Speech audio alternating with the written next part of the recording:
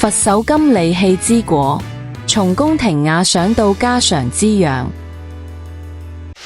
宋代金華有位後生叫張志遠，佢一邊種藥一邊學醫，成日琢磨點樣用好手頭嘅草藥。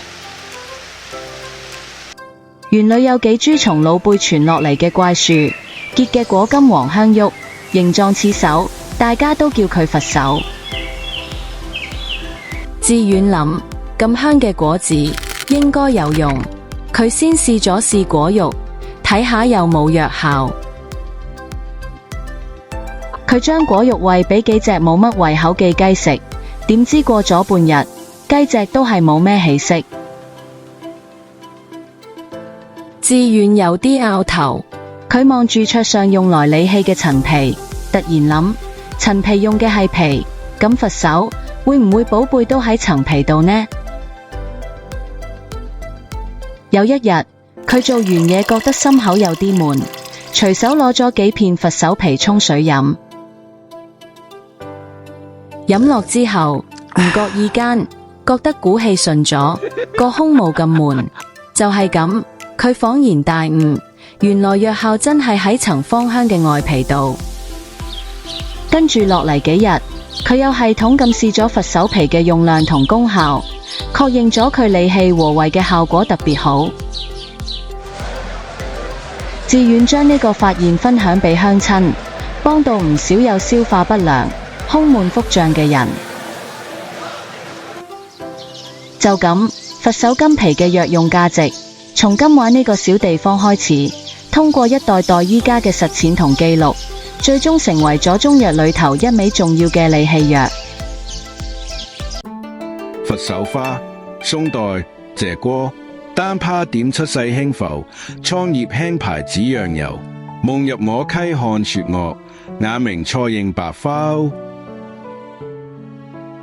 宋代詩人謝郭將佛手花比作雪山上棲息的白鷗，充滿文人雅士的浪漫想象。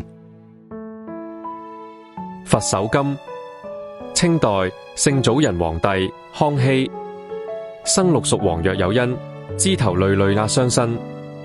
瞿曇源自黃甘肅，仙長偏從白玉陳，分腹滿庭而永日，徘徊一室本銀銀。閩橋共亞雪為容，清夜還疑月近鄰。康熙皇帝將佛手柑嘅形態升華到宗教同傳說嘅高度。瞿曇即係佛祖，話佢如同佛手拈着黃金米粒，仙長比喻佢好似仙人手掌沾附着白玉塵埃。呢個係對供品至高嘅禮讚。閩橋共亞雪為容，道出咗福建等南方貢區進獻佛手嘅史實。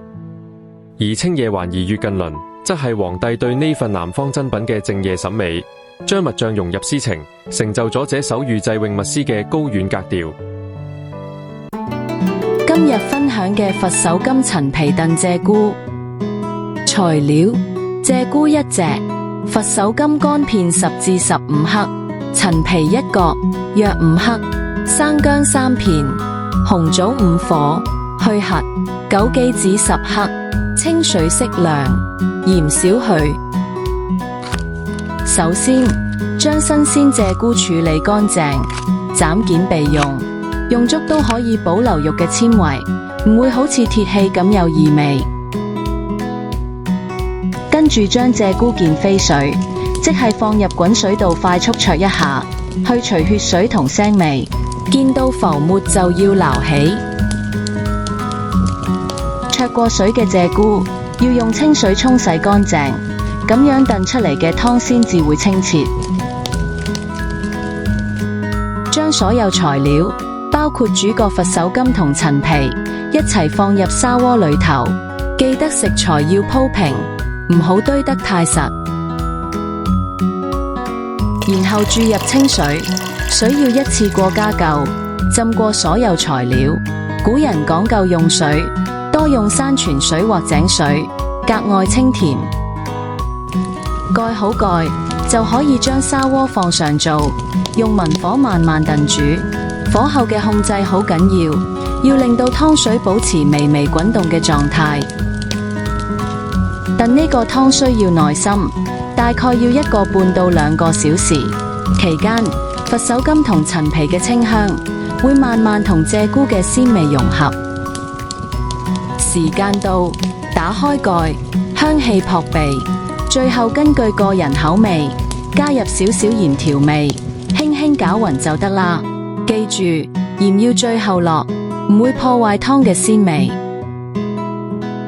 睇下，湯色清涼，味道醇和。呢味佛手柑陳皮燉鷓鴣唔止好味，仲有潤肺化痰、理氣和胃嘅功效，特別適合呢個季節，或者覺得胸悶冇胃口嘅時候飲用。同學仔未完㗎，繼續話你知。大家好，好多人只知佛手柑個果有用，其實佢全身都係寶。今日就帶大家由頭到腳認識呢味奇藥。首先係根，佛手柑根曬乾入藥，性味同個果近似，有行氣止痛嘅功效。民間會用佢來緩解胃痛同散氣痛，不過用量通常好少。跟住係莖同枝，佢嘅嫩枝曬乾後有祛濕化痰、通經絡嘅作用，對於風濕痹痛或者咳嗽痰多，可以配合其他藥材使用。第三係葉，佛手柑葉香氣清冽、疏肝理氣嘅功效好突出，可以用來泡茶，緩解情緒緊張引起嘅胸脅脹悶，或者外洗幫助皮膚止癢。第四係花，佛手柑花又大又靚，同樣可以入藥。佢主要用於平肝降氣，對肝胃氣痛、咳嗽有痰嘅情況有幫助，係一味又香又有效嘅花藥。最後當然就係我哋最熟悉嘅果實啦。佛手柑果，尤其係佢嘅外皮，香氣最濃，藥效最集中，係整味藥嘅靈魂所在。新鮮佛手柑清香醒脾，但藥力較緩和，而經過3蒸3曬古法炮製成嘅陳年佛手柑，顏色變深，香氣更醇厚，理氣和胃、化痰嘅功效會更加持久溫和。總結嚟講，佛手柑性溫，味辛、苦、酸，歸肝、脾、胃、肺經，核心功效就係疏肝理氣、和胃止痛、燥濕化痰。對於肝胃氣滯、胸脅脹痛、食慾不振、咳嗽痰多，佢都係一味良藥。而要數最道地嘅佛手柑藥材，首推浙江金華出產嘅金佛手。當地水土得天獨厚，種出嚟嘅佛手柑香氣濃郁，有效成分高，係依家首選。所以話佛手柑真係由頭到腳都冇嘢浪費。中藥嘅智慧就在於識得善用大自然嘅每一份饋贈。記住啦，佛手柑到手，點樣分點樣用？記住3樣嘢就夠：新鮮佛手柑、佛手柑乾片同埋醃製過嘅老香黃。佢哋樣貌、用途同食法完全唔同。一眼分清3兄弟，金黃開裂係鮮貨，深褐乾就係藥材，烏黑油亮係涼果。各司其職，千祈唔好搞錯。鮮貨主要用來聞香觀賞，乾片是藥材，用來煲湯調理，而老香黃就是經過複雜醃製，可以即食的傳統涼果。最核心嘅分別喺邊？左邊嘅藥用乾片，性味明確，用嚟治病調理；右邊嘅老香黃係藥食同源嘅智慧，將藥材變成溫和嘅保健零食。一個歸藥櫃，一個歸零食盒，大家以後就識揀啦。